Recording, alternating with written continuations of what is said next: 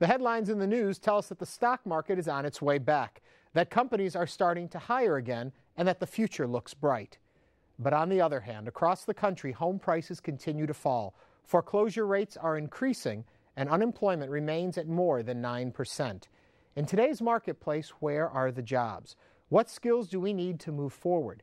And how do we take what we already know and refine it for the future? Tonight, the state of jobs in Houston and how we make ourselves a more desirable workforce. I'm Ernie Manous, and this is Houston 8.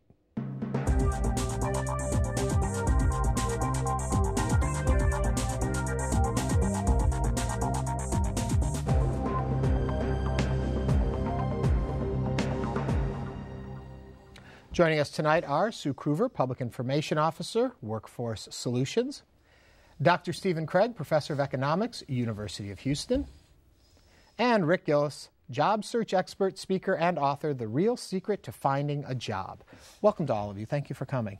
Thank you. First of all, is it as bleak as it sounds at the beginning? I'll start with you, Rick. Are we in a bad place as far as Houston goes right now with our jobs? Can I be optimistically skeptical? Sure. You know, I do believe we're getting better. There's a lot of money. We know there's a lot of cash money being retained right now by the companies, and they're going to have to spend.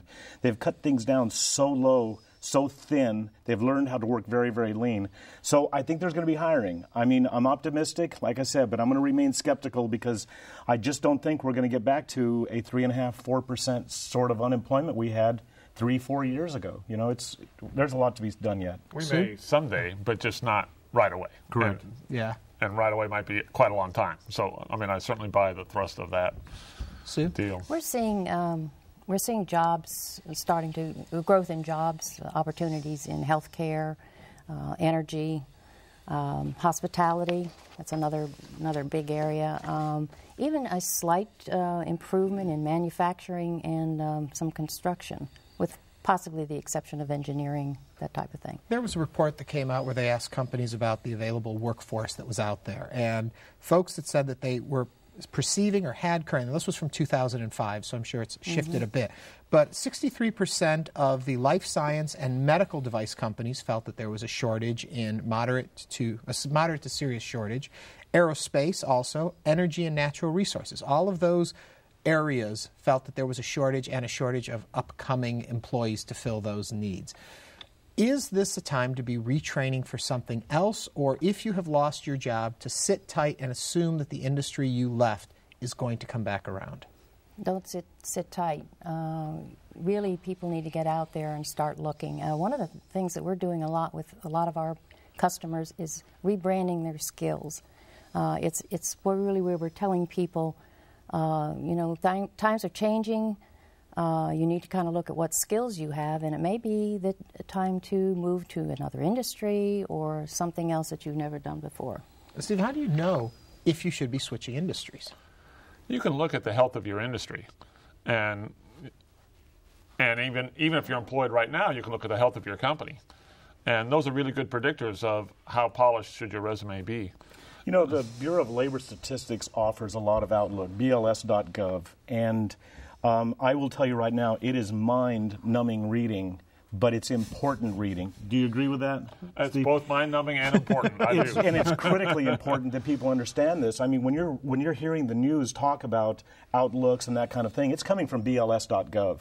So I look at this on a regular basis, and you can drill down to your industry, your city, your market, and it really will help you. So a lot of what you were addressing there, say IT, healthcare, those kind of things, I agree. One of the things that scares me right now is, we're talking on one side about the national government is talking about let's get on a hiring trend, let's start moving out, let's get aggressive about this. On the other hand, states are potentially bankrupt. A lot of the states, we're broke. There's big deficits. There is no bankruptcy law for states, but nonetheless, they are broke. But you're talking about institutions, educational colleges, cutting back 35%, stuff like that. So these same talented people might be on the street. That scares me. And I agree totally with what Sue said, because transferable skills, a lot of these people have enormous talent, especially the mature job seeker, who needs to learn how to identify those transferable skills. But a quote that I read in prepping for this was that trying to train for future jobs and where the workforce is going is like trying to hit a moving target, that you're not quite exactly sure where it's going to go. And you're going to take 18 months, 2 years to train into a profession you're hoping is going to be where the jobs are. But when you get done, that might not be the landscape. So what do you do in a situation like that?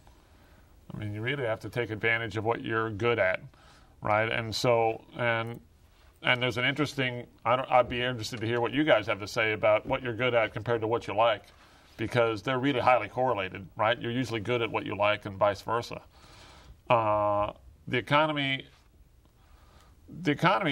going to stay unrobust for a long time, which means that all of this process is going to be hard.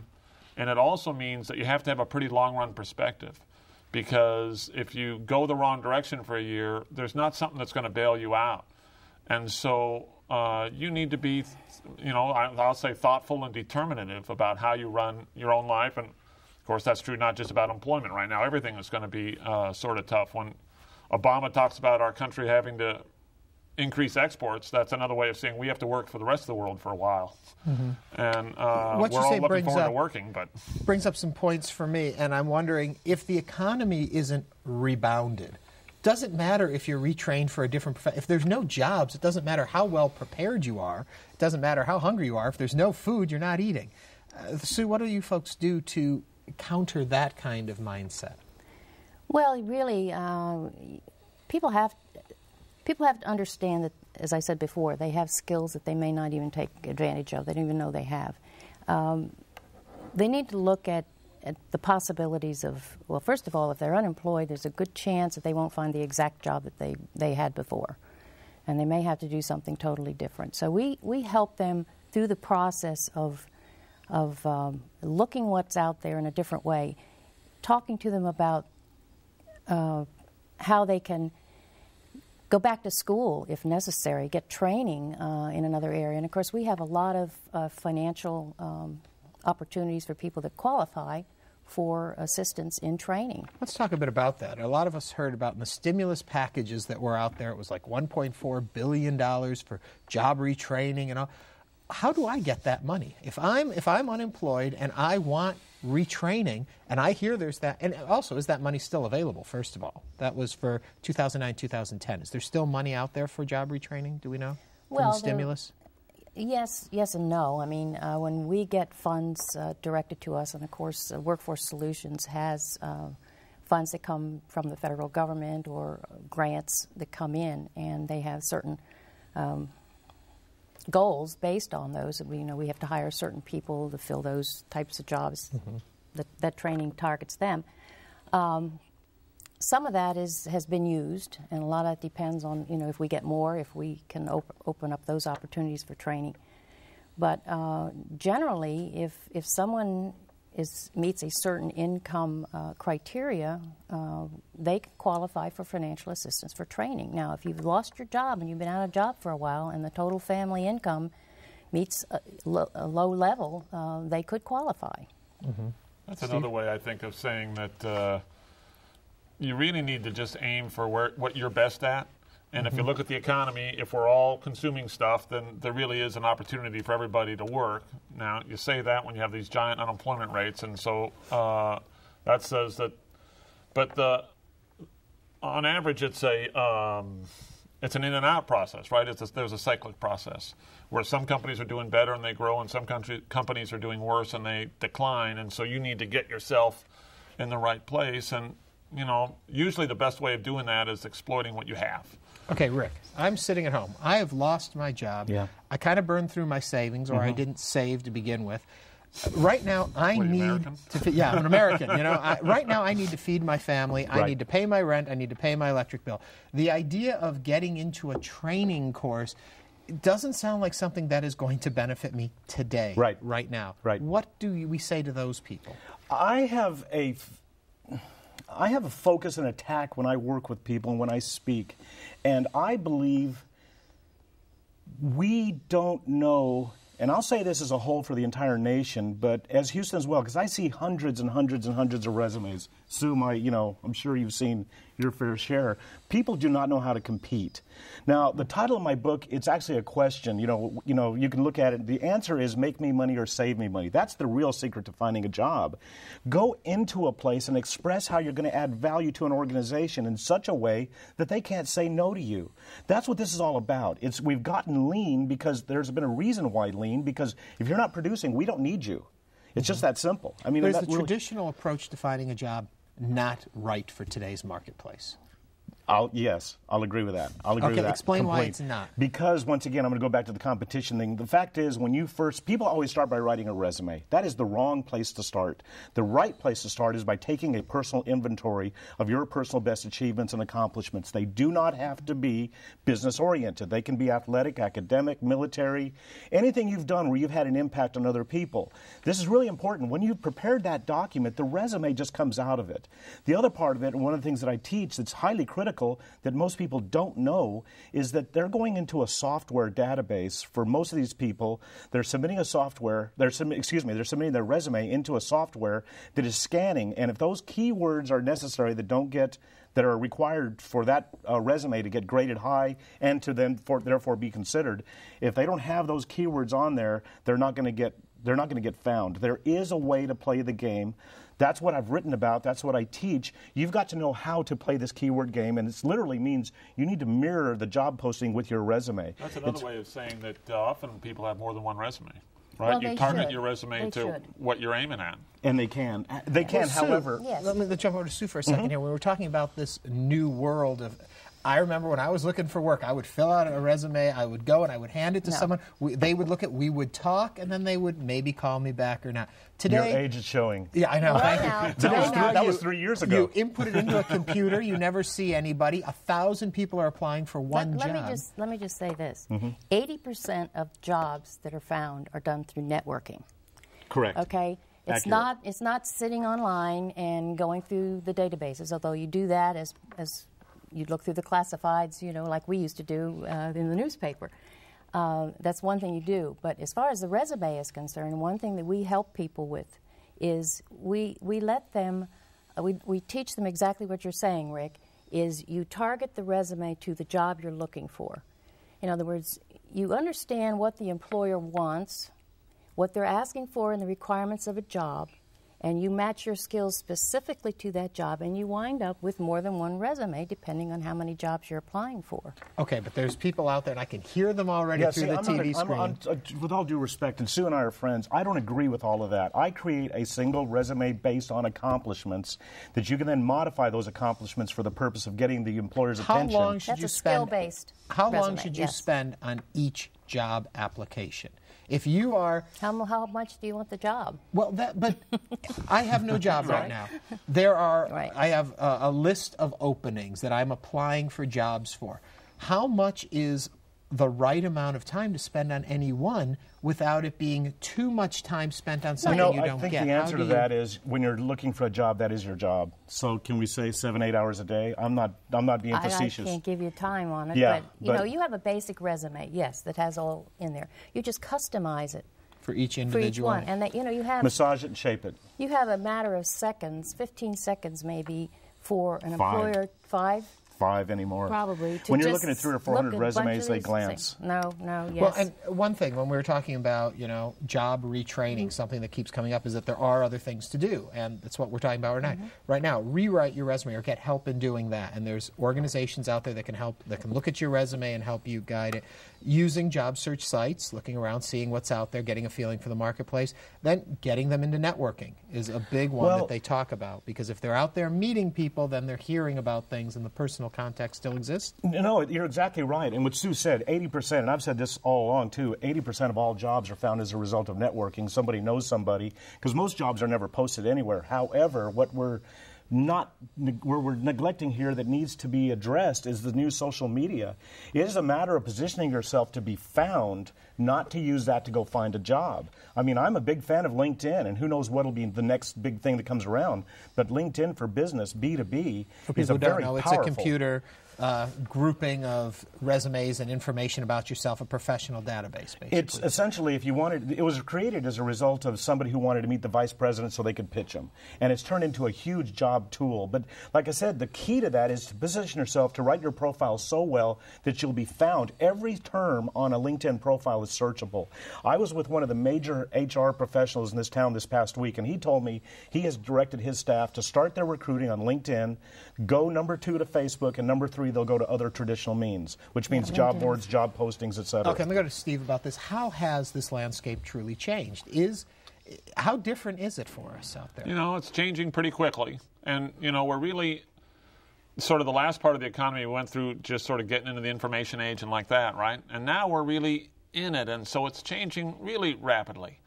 And so the way people interact is crucial, right? And the way you use your time is crucial. So part of this is, right, if you're looking for a job, what do you do? What else, you know, are you doing stuff, right? So you want to go somewhere and do something, and then that's how you meet the people. And we think of networking as, oh, who do I know that are vice presidents? I don't know any vice presidents. That's not networking, right? Network is being in a place where those kind of people are, and that can be almost anywhere, but often some kind of talk that's pertinent to the industry or something like that, and right? Sue? We definitely want people to get out of the house every day. Yes. We want them to get out and go. And, you know, if you don't have a job... Where do you go? Get out and you go can where? volunteer. Volunteering is an excellent way for you to network. And it fills a resume. It's that something gap. you can add to your resume that you're accomplishing something. It fills the time. It helps you not think about the situation that you're in. It's a positive activity. That was one thing I heard about job retraining workshops and classes, is that even if they don't put you in line for that next job, it's building a self-confidence in you. We always say, you know, if you're going out looking for a date, you're much more attractive when you already have someone because the desperation's gone. If you're going out and you feel better about yourself when you go looking for the job, it's healthier. Well, it's also part of just the productive side of the economy, right? I mean, really, when you think about working, you're providing a service. And I think you said this before, Rick, right? And so when you're volunteering, you're doing the same thing. You're providing a service. You're not being compensated directly. Okay, so I network with somebody. I meet someone somewhere, and I find out that they have an opening in their organization, and they say, you know what? Call our human resource. Send in your resume to them. How then do I keep on that human interactive touch without falling into the technical world where all of a sudden I become a number and I'm lost in the shuffle again? CC an email, right? Yeah, I send it to I'm everyone. serious, right? I mean, no, there's no question.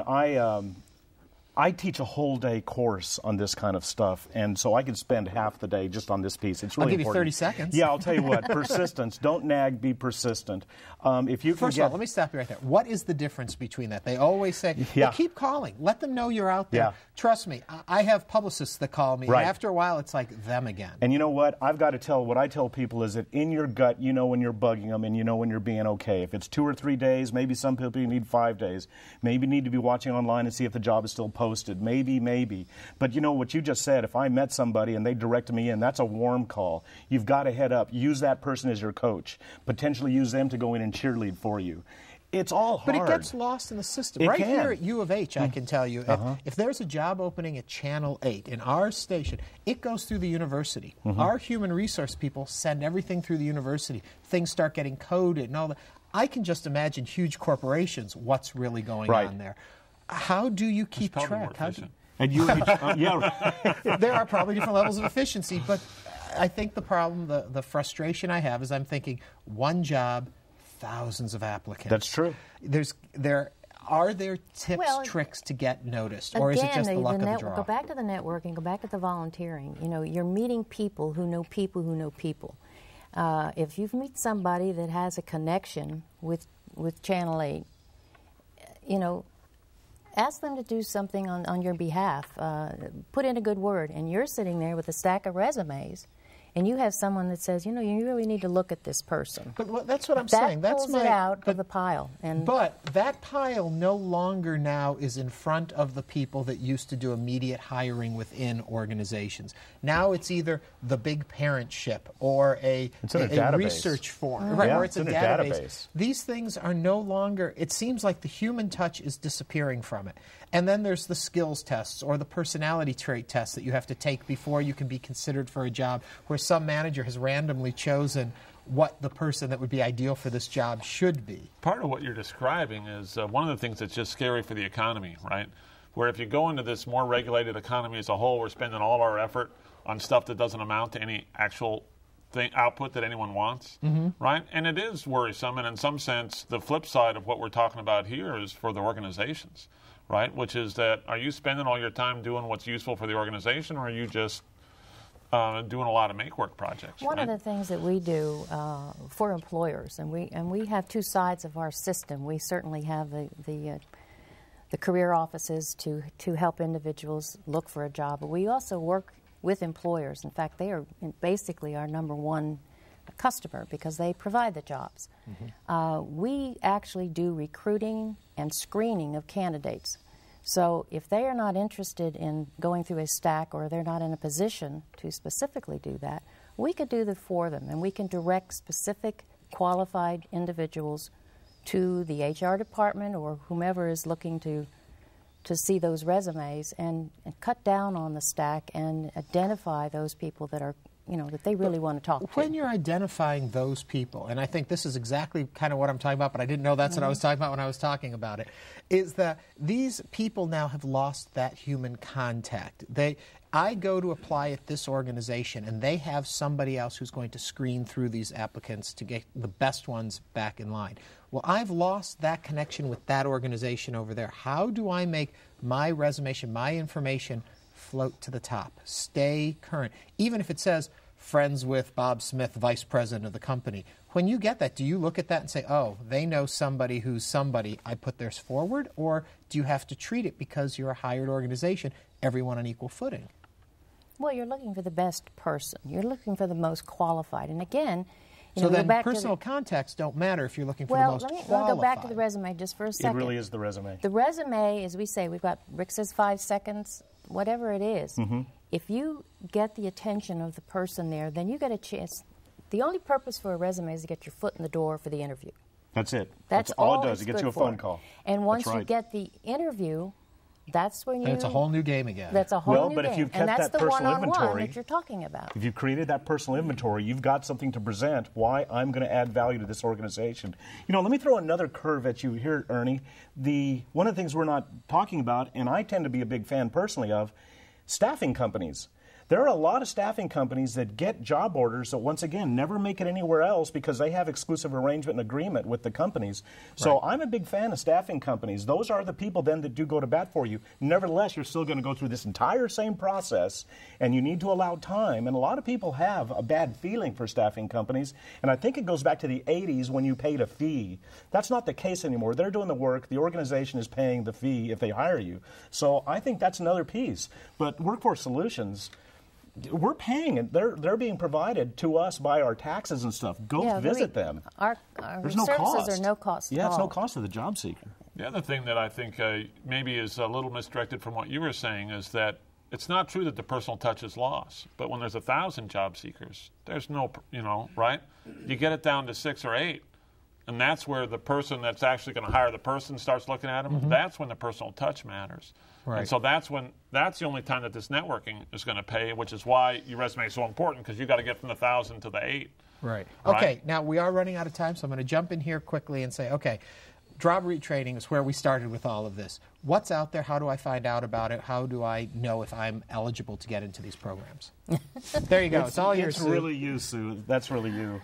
Well, again, we work with the community colleges. We work with other training organizations. So if someone is interested in a particular occupation, and we, by the way, and I'm going to put a plug in for our website, which has a wealth of information on careers, occupations, where people can go and actually see.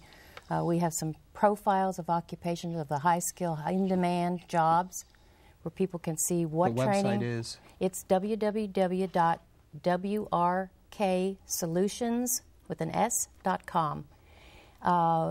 The occupational profiles target the top occupations that are in demand today and will be in demand in the future for this region. Which are, just out of curiosity, the top 3 or 4 of them are what well, areas? there's 60 of them, so I... Okay. But Pick let your me just choice, say, but part of this is that, you know, when you're getting ready to train yourself, so when you're 18 or whatever, why don't you do it right the first time, and then you don't worry so much. And what does doing it right mean? It means developing I'm going to correct you for a few of our and viewers out there who are groaning at that comment, saying, but it was right for the time. Yeah. It's the industries have changed. The world has changed around me, which and is another question. And what's going to happen have. 20 years from now? Well, here's my question. You are a 55-year-old woman who went and got retrained and now knows computers, and a 22-year-old kid has just come out of college who has studied computers. As an employer, who am I going to hire? And I'll tell you what you do. You go in knowing that you're going to have to compete with a younger worker for less money. You have to be willing to give the experience that you have to offer, the job commitment that you can give to a job, and sell yourself on that basis. You know, someone coming in that's brand new could very well stay for a few years and move on to something else. But you offer job stability. You offer the employer. You said a few years, not a few months. Well, yeah. Do employers realize that? Are they? Has that sunk in yet? We're seeing older workers getting hired, but again, you know, you have to take the approach. You know, I'm not going back to resumes, but you certainly don't date your resume. You talk about a skill-based resume. You sell yourself on the skills, the experience you have, and the fact that you are a good. I mean, employers need that experience. And I need to thank you all. We are out of time. That was fast. Thank you. There'll be more information on our website. Thank you all for coming in. And now each week we invite you to visit our home online at HoustonPBS.org. Simply click on the local programs bar, pick Houston 8. You can join our online community. Read about the guests, learn more about the topic, and even watch past episodes. That does it for us tonight. Until next time, I'm Ernie Manous. Thank you for joining us. Have a great week.